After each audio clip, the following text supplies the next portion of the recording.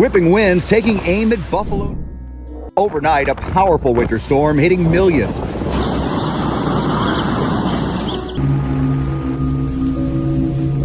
Humans. Did you know that in the winter of 2025, a single storm dumped more snow on New Orleans than New York City had seen all season? A region famous for Mardi Gras and sticky subtropical heat suddenly looked more like Anchorage, Alaska. But this wasn't just a storm. It was a monster. It shattered records that had stood for over a century. It pushed the power grid to its absolute limit, and it behaved in ways that left seasoned meteorologists scratching their heads. The most unsettling part, though, wasn't the numbers. It was what people saw in the chaos. A pattern, a purpose. It moved with a chilling sort of intelligence that seemed to defy everything we thought we knew about weather. This terrifying event might have been a warning cry from the planet itself.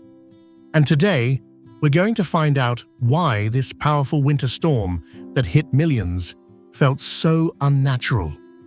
Weather is something we've learned to respect. We track hurricanes, we bundle up for blizzards, and we listen to the warnings. We put our trust in the science of meteorology to tell us what's coming, giving us a fighting chance to prepare.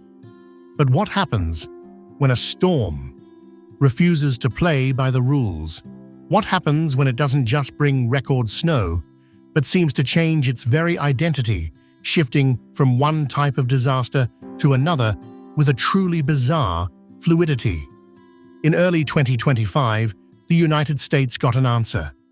We witnessed an event that didn't just rewrite the record books. It challenged our very definition of a winter storm. It began as an Arctic blast, became a historic blizzard, and then, almost impossibly, morphed into a severe weather threat, spinning up supercells in its wake. All over social media, in hushed conversations, people were asking the same thing. Was this just a storm? It felt different. It felt intentional. In this video, we're going to dissect this monster of a storm. We'll explore its genuinely strange and record-breaking behavior, separating the hard facts from the feelings it inspired. We'll look at the incredible science that explains how such a complex system could even form and why it acted so erratically.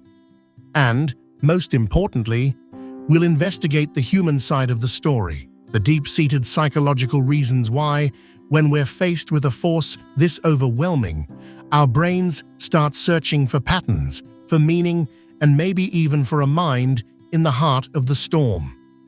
To really get why this storm felt so alien, you first have to appreciate the sheer power we were dealing with. This wasn't your average cold front.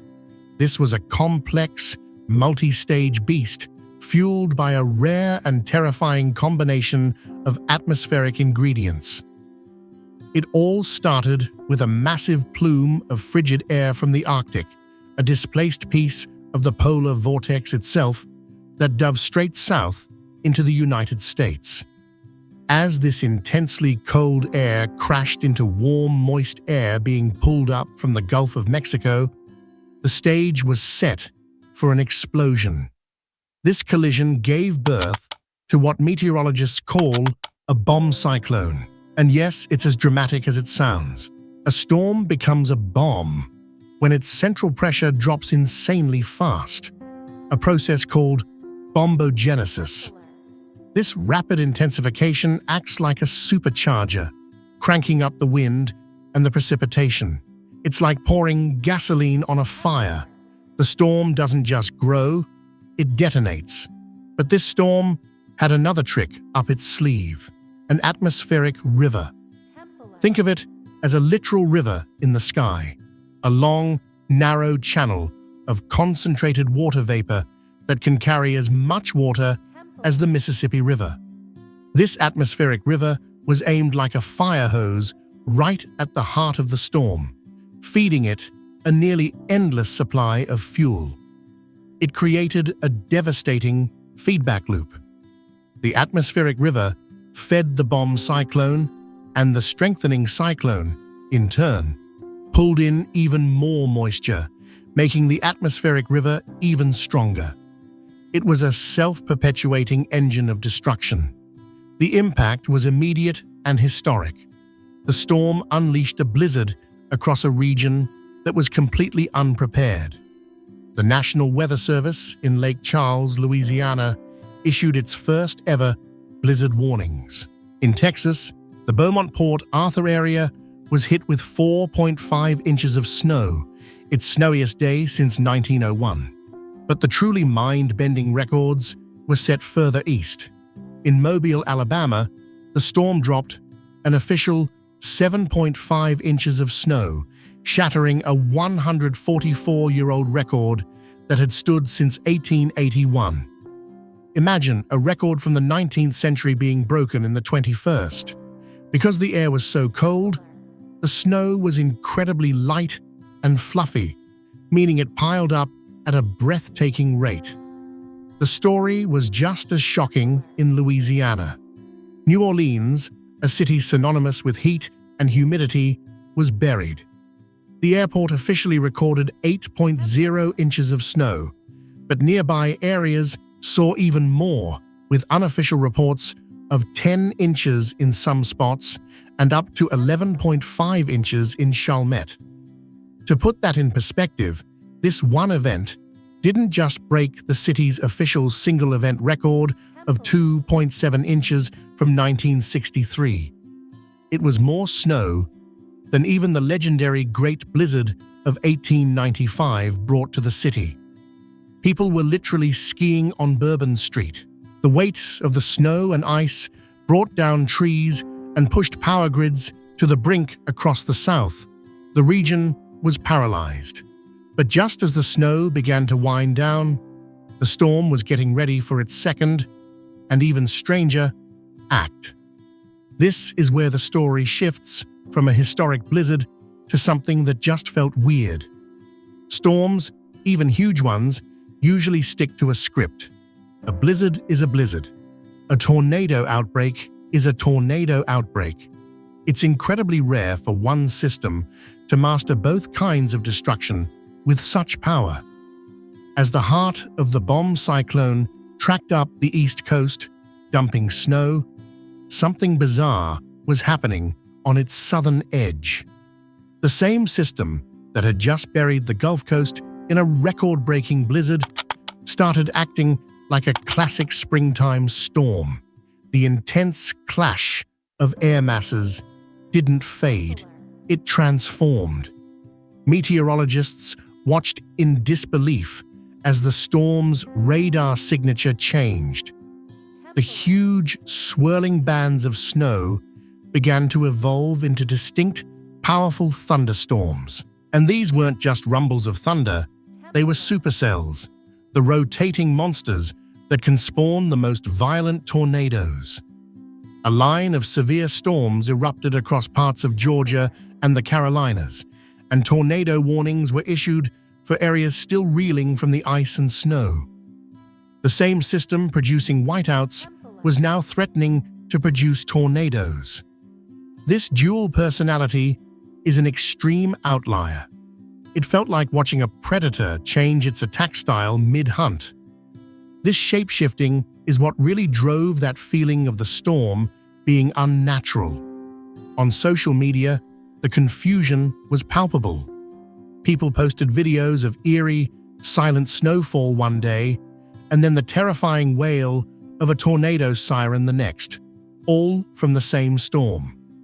The hashtag Frankenstorm started trending. People called it alive or intelligent, noting how it seemed to march with a purpose. First, crippling the South with an Arctic blast it couldn't handle, then unleashing a new kind of terror just as people were digging out. So, was it intelligent? No. But the physics guiding it were extraordinarily organized. The storm was locked onto a powerful, sharply defined jet stream that acted like a set of rails, guiding its path with unnerving consistency. The initial dip in the jet stream drove the Arctic air south. Then, as that trough pivoted northeast, it provided the perfect upper-level dynamics to spin up those tornadic thunderstorms on its flank. Think of it like a spinning top. The initial spin keeps it anchored in one place, the blizzard. But as it starts to move, the edge of it can still have enough velocity to knock things over, the tornado threat. It was one massive rotating system, but different parts of it were delivering two completely different flavors of catastrophe. It wasn't intelligence. It was just incomprehensibly complex physics. And it's that very complexity that breaks from what we think of as normal that triggers something much deeper in our minds. The science behind this storm is wild, but the human experience is just as important. Many of you watching might have lived through this storm or other extreme weather events. What was that like? Did it feel different from other storms you've seen? Share your stories and thoughts in the comments below. Your experiences are a huge part of understanding the real-world impact of these events. And if you're enjoying this breakdown of extreme weather and human perception, do us a favor and hit that like button and subscribe for more deep dives into the science-making headlines. So, if science can explain the storm's mechanics, why did it feel so unnatural, so intelligent? The answer isn't in the sky, it's in our heads. Humans are, by our very nature, pattern-seeking machines. Our brains are hardwired to find meaning and connect dots even when there's nothing there to connect. It's a tendency called apophenia. Apophenia is just the fancy word for our habit of seeing meaningful connections in random stuff. A more specific version you've definitely experienced is called pareidolia.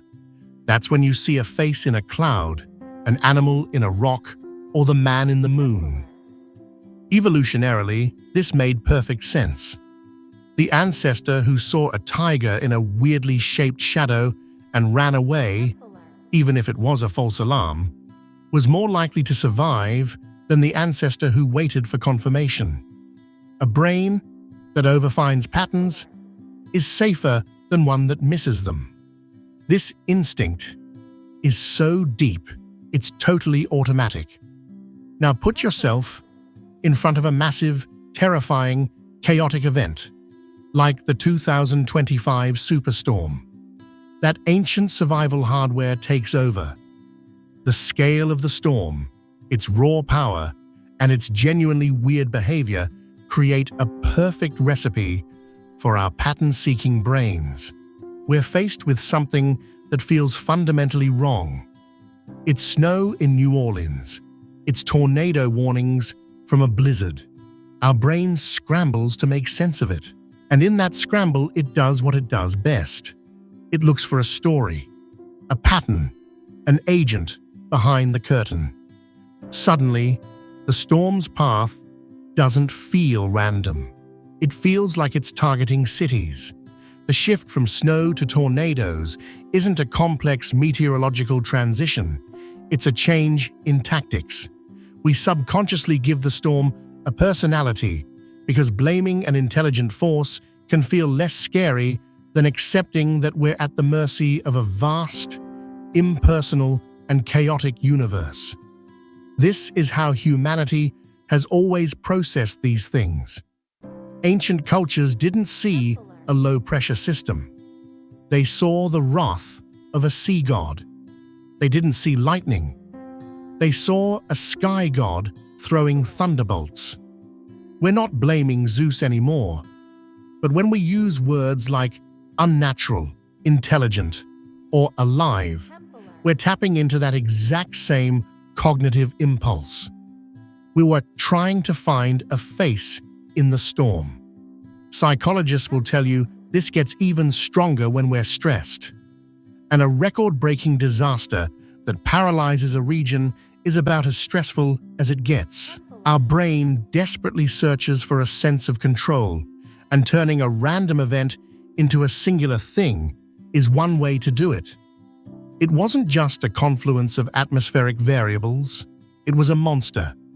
That interpretation might not be scientific, but it provides a psychological anchor in a sea of chaos. So let's go back to the main question. Was the Great Winter Storm of 2025 a natural event? Yes, 100%. It was a terrifying but perfect symphony of known meteorological phenomena. A polar vortex, a bomb cyclone, and an atmospheric river all meeting up in a destructive sequence. Science can absolutely explain the what and the how. It can explain the record snow in Alabama and Louisiana, and it can explain the shocking potential for tornadoes on its warm side. But the reason it felt unnatural comes from the ancient and powerful wiring of our own minds. We are storytelling animals, driven by a deep instinct to find patterns and purpose when faced with overwhelming chaos. The storm's bizarre behavior, its raw power, its shape-shifting nature, and its devastating path was the perfect trigger. We saw a monster because on some level we needed to. The storm wasn't a sentient being crying out a warning, but maybe our reaction to it was. It's a profound reminder of our relationship with the natural world. As our climate continues to change, scientists warn that extreme weather events will likely become more frequent and more intense. We are probably going to see more storms that break the rules and defy our expectations. And that leaves us with a pretty big question. As we face a future with more of these powerful, chaotic, and seemingly unnatural events, how will we choose to see them? Will we fall back on old fears, or will we arm ourselves with knowledge and the will to adapt? What do you think is the most important lesson to learn from a storm that can be both perfectly natural and feel so completely alien? This book is your beginner's guide to understanding Scripture. Find peace, build relationships, and discover purpose in today's world. Ready to decode the Bible? Find Bible Decoded available on Amazon now. If this content blesses you and you'd like to support our mission, you can buy me a coffee or give a super thanks. Every contribution helps us create more content to inspire and uplift others. Make sure to subscribe so you don't miss out on my future videos.